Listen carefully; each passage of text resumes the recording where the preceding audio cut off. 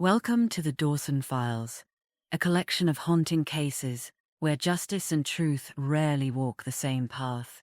Each story stands alone, yet every investigation reveals another piece of Detective Jack Dawson's world. In these pages, you'll find love, betrayal, guilt, and redemption, the thin line between right and wrong, light and shadow. Enter the case file, and remember, every truth has its price. Morning light crept slowly through the narrow streets of Brooklyn Heights. It was around 9 o'clock when the city began to awaken from its sleepy silence, and the usual noise of honking cabs, coffee vendors, and hurried footsteps filled the air again. Across from a busy taxi station stood Sunrise Towers, a 6-story grey apartment building that seemed to breathe dust and secrets. Its faded walls carried the weight of years of silence, and its old elevator, slow and creaky, groaned like an aging man climbing stairs. That morning, everything seemed ordinary, until Linda Parker, a resident on the 3rd floor, pressed the elevator button and waited impatiently. The door slid open. Her scream shattered the calm of the street. Inside the elevator lay the body of a woman, motionless yet strangely peaceful, her face turned toward the ceiling, her hand still gripping a small ring. For a long moment, no one moved. Only the elevator's red emergency light blinked, as if it were the only heartbeat left inside that steel box. Within minutes, chaos flooded the building. Neighbors gathered at the entrance, whispering nervously. The building's janitor ran to close the doors, but by then the sound of police sirens had already filled the air. When the detectives arrived, Detective Mark Dawson, a seasoned investigator, with a calm but sharp gaze, stepped out of his unmarked car and looked up at the grey facade. He had seen many crime scenes before, but there was something different about this one, a heaviness in the air, a silence too deliberate to be natural. He entered the elevator slowly, eyes scanning every detail.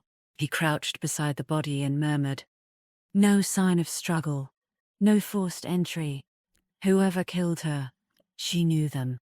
On the victim's wrist was a gold bracelet engraved with the initials A.B.H.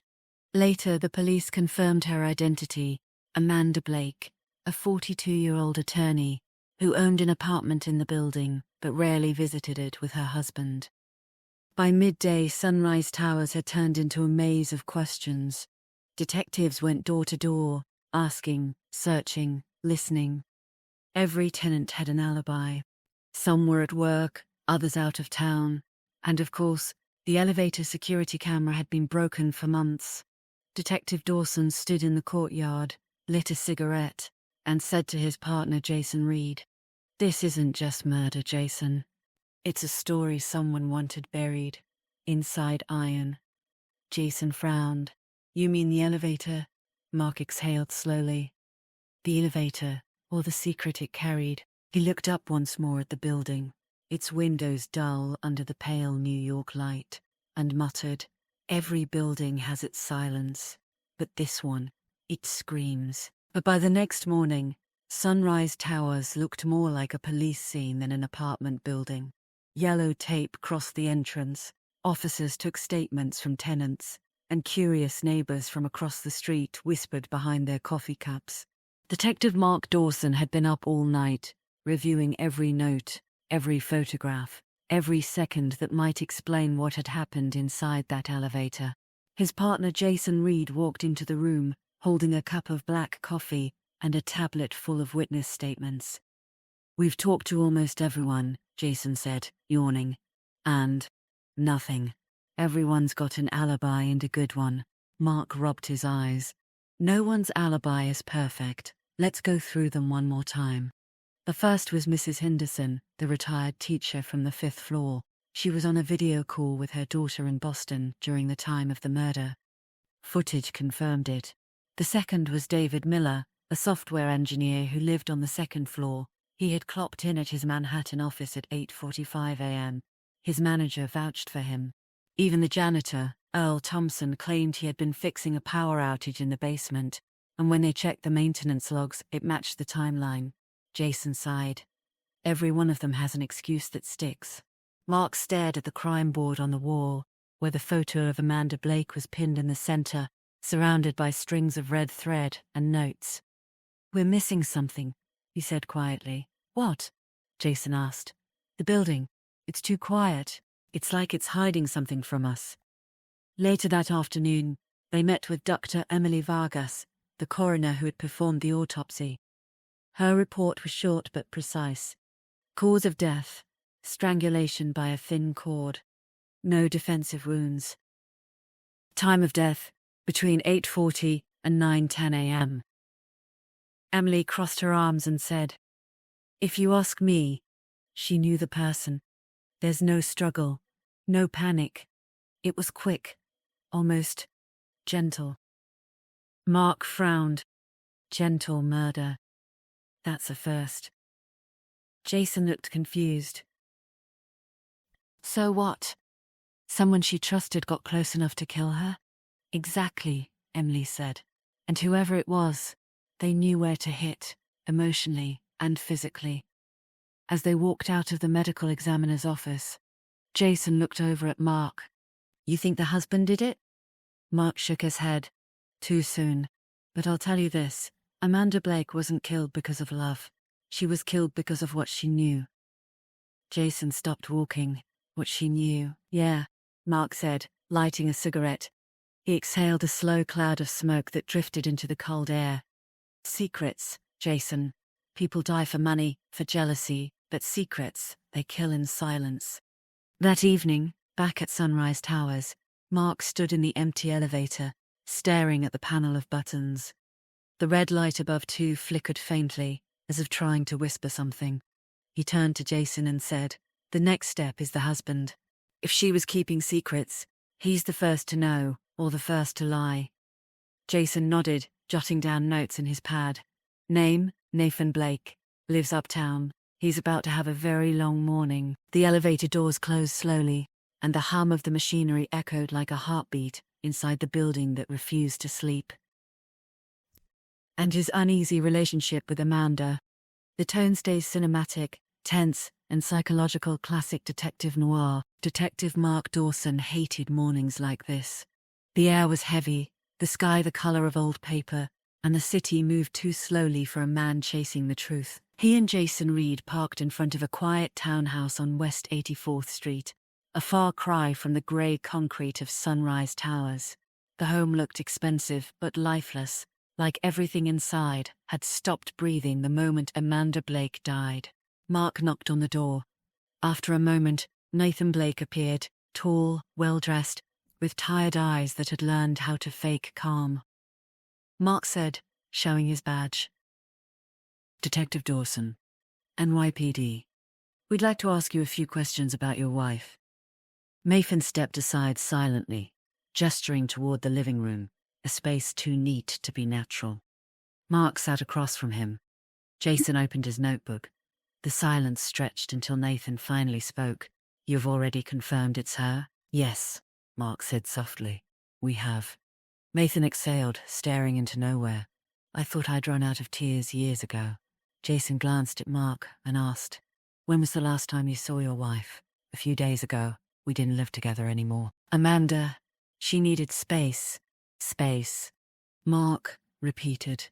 Nathan gave a small, humorless laugh. "That's what she called it. But I think what she really needed was distance from me, from everything we built." Mark leaned forward. "Did you know she owned an apartment in Sunrise Towers?" Nathan nodded. "Yes, she bought it years ago. Said it was a place to think, but we rarely went there. Honestly, I thought she'd sold it." Burke's tone sharpened slightly. "Do you know anyone who might want to harm her?" Nathan hesitated, then looked up. Amanda was a brilliant lawyer, and when you deal with the kind of clients she did, you make enemies. But she never told me names. She kept her professional life locked away, literally and figuratively. Jason asked, "Locked away where?" "She had this old safe, heavy, steel, the kind of thing people don't buy anymore. She never told me what was inside. Mark exchanged a glance with Jason. A note was scribbled in his pad.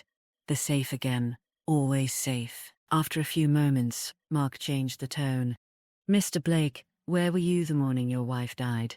At Mount Sinai Hospital. My cardiologist appointment. You can check the records. Jason pulled up his tablet, typing quickly. He nodded to Mark. It checks out.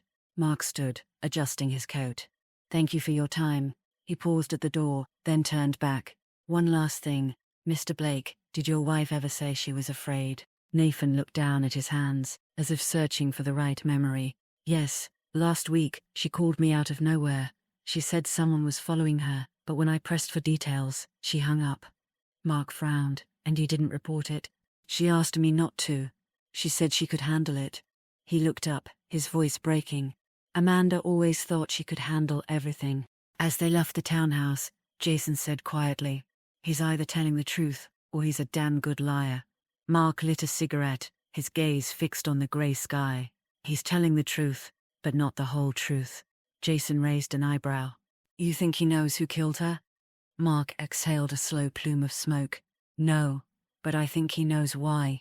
He flicked the cigarette to the curb, watching the ember die in the puddle. People like Amanda don't die for love, Jason. They die for what they refuse to say. And with that, the two detectives walked away, their reflections rippling in the wet asphalt, two shadows chasing a truth buried in steel and silence. It was close to midnight when Detective Mark Dawson returned to his office. The rain had stopped, but the city still looked wet, as if it had been crying silently for hours. Sitting at his desk, he stared at a photo of the steel safe found in Sunrise Towers. The heavy door stood open, the key still hanging in the lock. Beside it, nothing. No money, no files, just the echo of something that had vanished. Mark leaned back in his chair and murmured to himself, people lie, but steel doesn't. Maybe it's time to ask the iron what it remembers. His partner, Jason Reed, looked up from a pile of reports. You're talking to furniture now? Mark gave a faint smile. To evidence, Jason. This case isn't about people anymore. It's about what they left behind. The next morning, the two detectives crossed the bridge to reach an industrial district on the edge of the city. They stopped in front of a large metalworking company, Lock Guard Security. Inside, a man in a grease-stained shirt greeted them. Mark showed him the photo of the safe. Do you recognize this model? The man squinted, then nodded.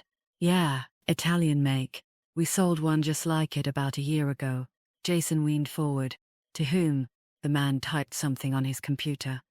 Sold under the name Nathan Blake. Mark froze. Amanda's husband. Could be. Delivery address was... Wait, he scrawled. Sunrise Towers Apartments, Unit 2B. Mark and Jason exchanged a look. Mark's voice turned calm but sharp. Who made the delivery? Two of our guys, Chris Nolan and Eddie Ramos. But they said a neighbor helped them carry the safe upstairs. A guy from the ground floor. Jason quickly jotted notes. A name? The man shook his head. No, but as Eddie was quiet, polite, bald, and strong as hell. Mark muttered under his breath. Quiet, discreet, helpful. Our invisible man, no doubt. That afternoon, Mark and Jason were back at Sunrise Towers. They stopped in front of apartment 1A. A handwritten label read, Samuel Burns.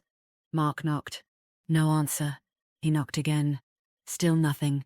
The next morning was grey, one of those mornings when even coffee tastes like regret.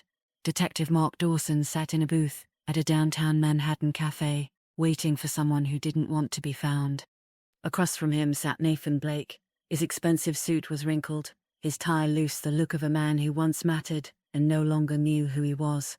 Mark stirred his coffee slowly.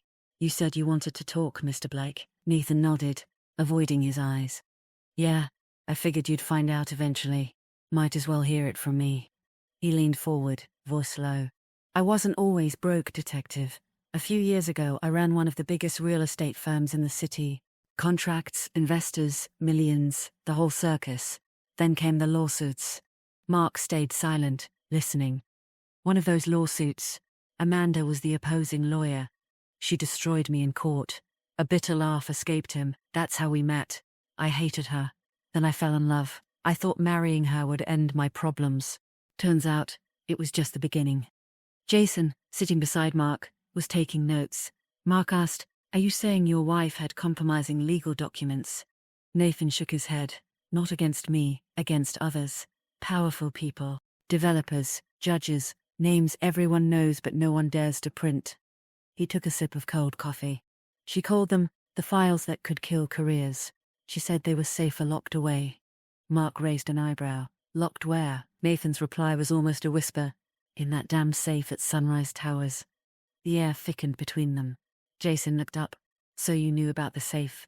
"Yeah, I had it installed for. Well, I paid for it. She didn't trust anyone else. She said the safe wasn't meant to keep things, but to protect them." Mark frowned. "Protect from who?" Nathan smiled faintly. "From the same people who ended up killing her." Back at the precinct, Mark pinned new photos on the evidence board, economy logos, newspaper clippings, names tied to the real estate scandal Amanda had been digging into. Jason said, "If she had proof against those people, they had every reason to silence her." Mark nodded. "Exactly, but they didn't act directly. They found someone close enough to approach her without suspicion." Jason frowned. "The neighbor?" Mark's voice was firm. "The neighbor." He lit a cigarette, eyes on the board. The smoke drew invisible lines between the names. Amanda Blake, lawyer Nathan Blake, husband Samuel Burns, neighbor the safe, witness Jason murmured. "What's next?" Mark replied, "Find out what was really in that safe. Because what she protected didn't die with her." That night, the rain returned to Brooklyn Heights, soft at first, then steady, a quiet rhythm against the cracked windows of Sunrise Towers. Outside, the city slept uneasily. Inside, something stirred again. From his unmarked car parked across the street, Detective Mark Dawson watched the entrance through a thin mist. Beside him, Jason Reed sipped cold coffee, eyes fixed on the building's door. At 2:17 a.m., a figure emerged from the shadows. It was Samuel Burns, same worn jacket, but this time a heavy black duffel bag hung from his shoulder. Jason muttered, "There he is again." Mark's eyes stayed on the glass. "And he's not running. He's burying something." They watched him unlock the basement door and slip inside. Mark waited 10 seconds, then said quietly, "Let's move." The basement smelled of damp concrete and I find my road for fear. The basement smelled of damp concrete, while drops of water fell in irregular beats.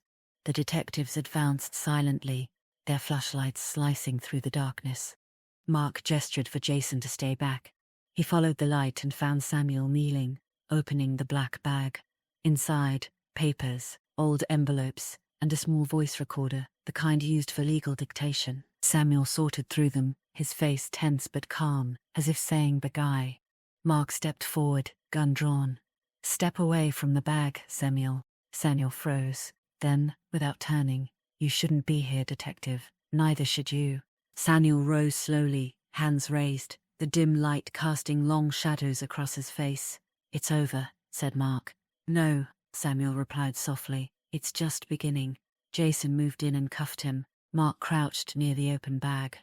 He picked up an envelope, the seal half burned but still legible. "Confidential, Blake & Associates Law Firm, 2019. Another document read, "Acquisition Contract, Empire Real Estate Holdings." And beneath it, a handwritten note, signed. "A B." Mark whispered, "Amanda Blake." On the recorder, there was only one file. He pressed play, a woman's voice, weary, sharp, determined. Amanda's voice. "If you're hearing this, it means I didn't make it out. The files in this bag are evidence, contracts, names, transactions. They'll bury this city if released, and they'll bury me if they're not. I trusted one man to protect them. If he failed, it's because he tried." Silence followed, then Amanda's faint breath, before the tape stopped. Jason stared at Mark. She knew. It seemed like a break through the princess. "I knew." Mark nodded slowly. "Yes." From the back seat, he spoke barely louder than the rain. "One day, she told me the truth. Justice doesn't die in courtrooms. It dies in hallways, where people pretend they don't hear." Mark turned slightly. "Why hide the bag?" Samuel's eyes met his in the mirror. "Because she didn't trust the police. She trusted me," Jason asked. "And what were you going to do with it?" "Keep it safe, until someone honest came along." Mark didn't answer. He watched the rain-soaked streets, the city lights bleeding into trails of gold and grey. The safe had spoken. The neighbor had confessed. But the truth, the real one, remained locked somewhere between ash and iron. When they arrived at the station, Mark turned to Jason and said quietly, "The iron gave us prints. The ash gave us names. Now it's time for the silence to speak." He glanced at Samuel, calm, almost serene, sitting in the back seat. And for the first time since Amanda Blake's death, Mark no longer knew who he was arresting, a murderer or the last man who tried to save her. Night had fallen over Brooklyn Heights, and Sunrise Towers stood beneath a pale orange streetlight, its windows glowing faintly like tired eyes. The city hummed below, but inside the building, only silence remained. Detective Mark Dawson sat in the cold interrogation room of the precinct, watching Samuel Burns through the one-way mirror. The man sat motionless, hands neatly folded, his face impassive, too calm for someone sitting under fluorescent guilt. Mark spoke quietly to Jason Reed, who stood beside him with a file in hand. "Something's off about him." "What do you mean?" "Look at his eyes, Jason. He doesn't lie like guilty men do. He lies like someone who was trained to." Jason narrowed his eyes. "You think he's ex-military?" Mark didn't answer right away. Instead, he nodded toward the file. "What did we find on him?" Jason opened it. "That's the thing. Nothing." Mark turned sharply. "What do you mean, nothing?" "There's no record of a Samuel Burns living in New York. No driver's license, no taxes, no lease. The apartment at Sunrise Towers was rented by a foreign LLC. No local name attached." Mark's eyes tightened. "So, the guy who's lived there for years doesn't officially exist?" Jason nodded grimly. "Exactly." They entered the interrogation room. Mark placed the file on the table and said calmly, "Samuel, or whatever your real name is, you're living under an alias." Samuel didn't react. He simply lowered his eyes to his hands. Mark continued, "You said Amanda trusted you, but she didn't even know your real name, did she?" Samuel finally spoke, his voice soft, almost regretful. "Names don't change who we are, Detective." Mark leaned forward. "They do when people start dying around them."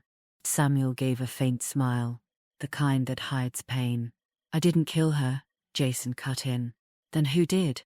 Samuel looked up, his expression darkening. "You're asking the wrong question." "What's the right one?" Mark asked.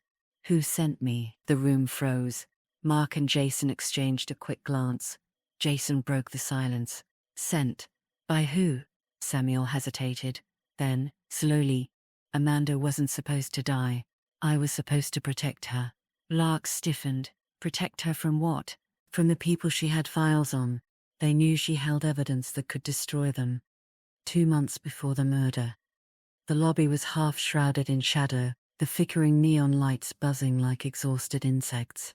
Outside, rain tapped softly on the glass doors, and somewhere above, the elevator cables sighed. Amanda Blake stood by the mailboxes, a long beige coat draped over her shoulders, one hand clutching a large brown envelope as if it contained her pulse. Samuel Burns entered quietly, his boots leaving damp marks on the marble floor. He looked uncertain, like a man walking into a conversation not meant for him. "Amanda, you came." "Samuel, you said it was important."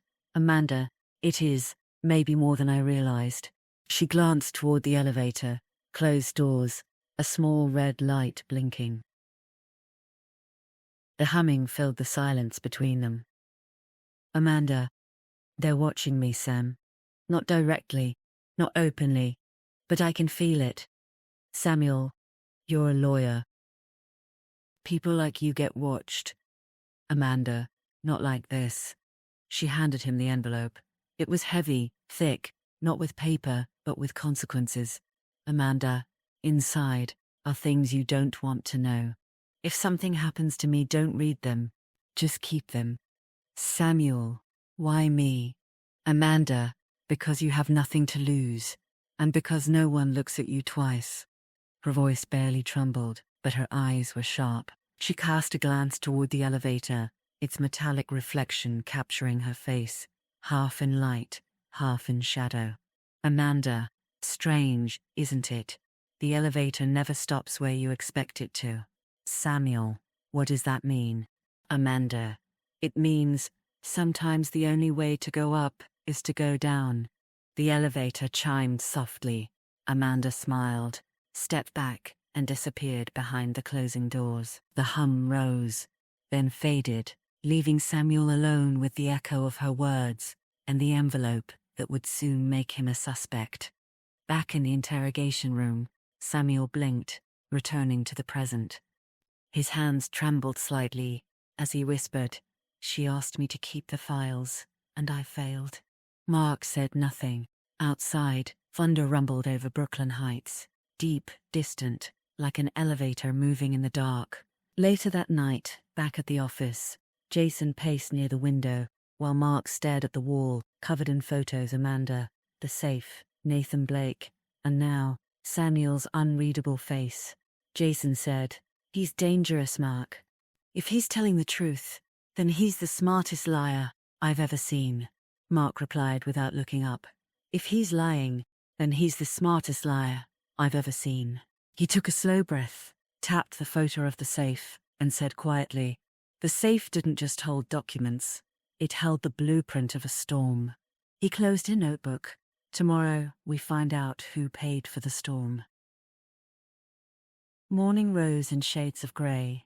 Heavy clouds hovered over Brooklyn Heights, and Sunrise Towers stood motionless, its windows dull and expressionless, a building that had seen too much and said too little. In his office, Detective Mark Dawson was surrounded by files, photos, and sealed evidence bags.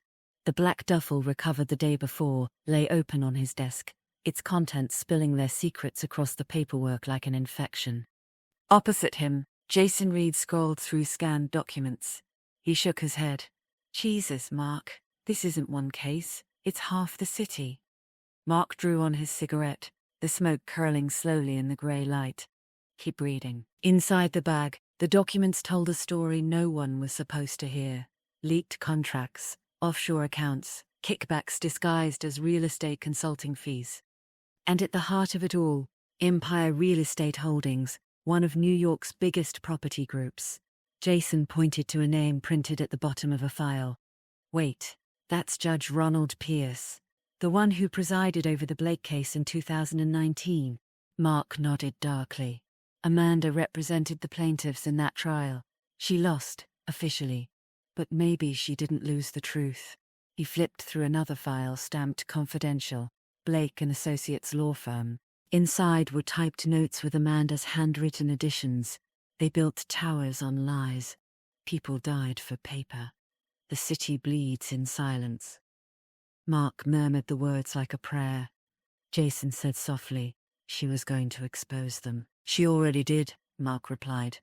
"Just not in court." A knock at the door cut through the quiet. It was Captain Harris, their superior tense. "Dawson, you have a problem." "Just one?" Mark shot back, dry. Eris set a folder on the desk. "The DA's office just called. They want you to turn over the bag." Jason frowned. "Already? We just found it." Harris lowered his voice. "Word is you're holding evidence tied to big fish, very big. You've got less than an hour before they come for it." When the door closed, Mark leaned back in his chair. Jason asked, "What do we do?" Mark's eyes were cold and resolute. "We copy everything, every page, every note, every name." An hour later, prosecutors' agents arrived and took the bag. But Mark kept a hidden file, a mirror of the truth, locked in his jaw. When the agents left, Jason asked in a low voice, "Do you think we just handed it to the people who killed her?" Mark gave a single nod. "Exactly." He stood, slipped on his coat, and said, "But Amanda didn't die for them to win. We have her voice, and her words will burn longer than their money." That evening, Mark listened to Amanda's recording one more time. Her voice filled the dark office, soft but unshakable. "If they kill me, tell them I was never afraid. Fear belongs to the guilty. The others merely run out of time." Mark closed his eyes. Outside, the city kept its usual racket: traffic, rain, sirens, life pretending nothing had happened. But somewhere in that noise, he could swear he still heard the echo of her words. "Truth doesn't die. people do. He opened his notebook and wrote his last note of the day. The iron has spoken. The ash has whispered. The files survived. Now it's time for silence to confess. He looked out the window toward Sunrise Towers, where rain slid down the grey facade, and murmured, "Tomorrow, we'll make silence talk." Dawn fell cold and pale over Brooklyn Heights. The rain had stopped, but the streets still shone, mirrors for the city's sleepless eyes. Inside Sunrise Towers, the elevator's hum returned soft, mechanical, almost alive. Detective Mark Dawson stood by the basement door, his hand on the handle, his mind somewhere between memory and truth. Jason Reed stood behind him, checking his watch. "You sure about this, Mark?" "Not really," Mark said. "But silence doesn't end when you wait." He pushed the door. In the dim basement, a man was waiting. It wasn't Samuel Burns. He was still in custody. This man was older, sharper, his presence heavy, deliberate. Judge Ronald Pierce stepped forward, his polished shoes ringing on the concrete. He gave a faint smile, like a master greeting a former student. "Detective Dawson," he said. "You shouldn't be here." "Funny," Mark replied. "That's exactly what they told Amanda Blake." The judge's eyes darkened. Amanda was brilliant, but reckless. She didn't understand the rules. Mark took a measured step closer. "Rules? You mean the kind that get people killed?" Pierce's voice turned cold, controlled. "She threatened stability. This city runs on order, detective, not on truth." Mark exhaled slowly. "You know what's funny about order, Judge? It doesn't make a sound when it dies. It fades, like silence." The judge's hand twitched near his coat pocket. Mark saw it coming, his reflexes quicker than the flash of metal.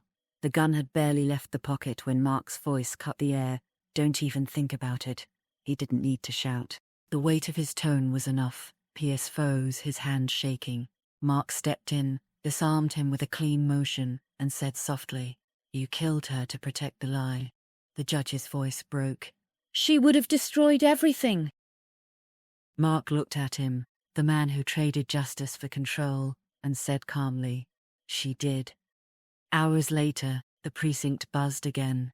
The press dubbed it the Sunrise Towers scandal. A federal investigation was opened. Arrests were made. Headlines screamed for weeks, but none mentioned Amanda Blake by name. In his office, Mark sat by the window, watching sunlight strike the grey line of rooftops. Jason entered quietly and set a folder on the desk. "It's done." Pierce confessed to everything. Mark nodded without taking his eyes off the window. "And Samuel, released. No charges. He really was trying to protect her." Mark allowed himself a slight smile. Not well enough, but better than most. That evening, Mark returned one last time to Sunrise Towers. The building stood silent, the elevator humming softly, up and down. He went in, pressed the button for the second floor, and watched the doors close. As he rose, the mirrored panel returned his image, more tired, older, but strangely lighter. When the doors opened, he looked down the empty corridor and murmured into the still air, "You can rest now, Amanda." Silence finally spoke. He took out his badge and let it drop for a moment, just to feel its weight fall away, then walked off, his footsteps folding into the elevator's hum where it had all begun. Overhead was the first crossing task, the first curve of man. The storm had passed, and for the first time, Sunrise Towers fit its name. After sunrise, truth doesn't die. It hides. It waits for the moment when the world grows quiet enough to hear it again. In the end, it wasn't the gun, or the safe, or the files that mattered.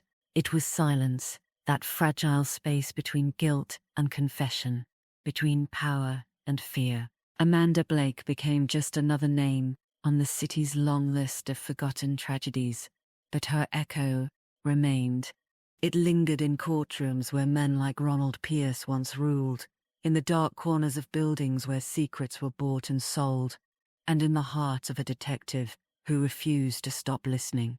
Mark Dawson never wrote a report on what the city had lost, because he knew the city didn't think it had lost anything. Justice wasn't a victory. It was a sound, a faint hum behind the walls, like the elevator in Sunrise Towers that keeps moving, rising and falling, carrying ghosts that never quite left. Every day, passers-by walk past that building. They don't see the scar on its grey facade, nor the story it once capped.